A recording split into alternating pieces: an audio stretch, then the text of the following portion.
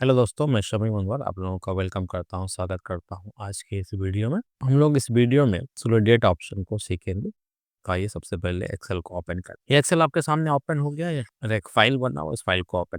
दोस्तों सबसे पहले समझते हैं कंसोलिडेट होता क्या है। तो आपका अगर अलग अलग शीट में डाटा बना हुआ, 2 शीट में, 4 शीट में, 5 शीट में, बहुत सब जगह पे डाटा बना हुआ। अब उन सब डेटा का आप चाहते हैं कि सबका एक जगह पे हमको उन लोगों का नंबर्स है, वो हम लोग चाहते हैं कि सब एक ही शीट में हमको दिखाई पड़े। जैसे अलग-अलग कागज़ में कुछ लिखा हुआ है, अब उसको वहाँ से देख-देख के एक खाता में, एक कॉपी में आप उसको क्या करते हैं, नोट करते हैं। तो उसी तरह से आप अलग-अलग शीट पे डेटा आपका बना हुआ है और उन डेटा को आप एक शीट के अंदर देखना चाहते हैं, एक शीट के अंदर लाना चाहते हैं, तो ये कंसोलिडेट ऑप्शन आपको ये काम आसानी से कर देगा। तो जैसे एग्ज़ाम्पल के लिए यहाँ पे देखिए हम लोग का 4 शीट में फर्स्ट क्वार्टर का डेटा लिखा हुआ, जैसे यहाँ पे सेल्समैन का नाम लिखा हुआ, मंथ का नाम लिखा है जनवरी, फरवरी और ये मार्च। तो इसमें जो सेल्स हुआ उसका डेट यहाँ पे नंबर्स लिखा हुआ। तो ये फर्स्ट शीट पे लिखा हुआ, सेकंड शीट में आप सेकंड क्वार्टर का डेटा लिखा हुआ, थर्ड शीट में थर्ड क्वार्टर का डेटा लिखा हुआ और फोर्थ शीट में फोर्थ क्वार्टर का डेटा लिखा हुआ। अब हम चाहते हैं कि सारा चारों शीट का डेटा हमको एक ही शीट में मिले नाम के साथ। जैसे यहाँ राजू दास है, राजू दास के सामने सारा डेटा जनवरी से लेकर दिसंबर तक का डेटा हमको एक साथ मिले। तो उसके लिए आप कंसोलिडेट ऑप्शन का यूज करेंगे। तो सबसे पहले हम लोग एक नया शीट ले लेते हैं। इस नए शीट पे हम लोग आ गए। दोस्तों आप अगर मेरे चैनल पे नए हैं तो प्लीज़ चैनल को सब्सक्राइब करें, लाइक करें और शेयर करें। आप नए शीट पे हैं हम लोग, नए शीट में आपको यहाँ पे आपको होम टैब ऑन रहेगा, तो आप इसको चले जाना डेटा टैब में। आप लोग को दिख रहा है डेटा टैब में जाएँगे तो डेटा टूल्स के अंदर आपको यहाँ एक ऑप्शन दिखेगा कंसोलिडेट। कंसोलिडेट यहाँ पे दिख रहा है आपको, इस पर क्लिक करना है। जैसे इस पर क्लिक करेंगे एक डायलॉग बॉक्स ओपन होगा कंसोलिडेट का।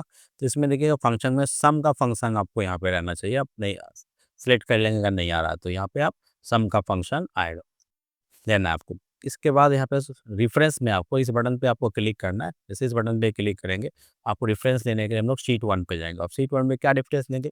ये जो डेटा हम लोग का है सेल्समैन से लेके यहाँ पे राजू दास का पूरा जनवरी, फरवरी, मार्च का जो डेटा है वो पूरा डेटा को सिलेक्ट कर लेंगे। उसके बाद फिर से इस बटन पे जाएँगे और यहाँ आप कर देंगे ऐड। ऐड बटन पे क्लिक करेंगे और ऐड कर देंगे।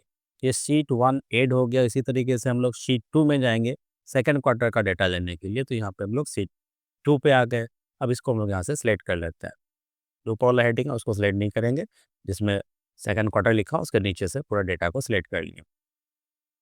फिर से हम लोग यहाँ पे इसको ऐड कर देते हैं और फिर से चले जाते हैं हम लोग इस बटन पे क्लिक करके शीट 3 में।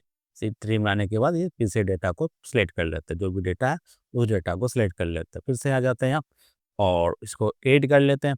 तो 3 हम लोग का शीट ऐड हो गया, चौथा शीट अब ऐड करना है और हम लोग चले जाते हैं शीट 4 पर और यहाँ पे फोर्थ क्वार्टर का डेटा आ रहा है, तो इस फोर्थ क्वार्टर के डेटा को हम लोग यहाँ पे सिलेक्ट कर लेते हैं।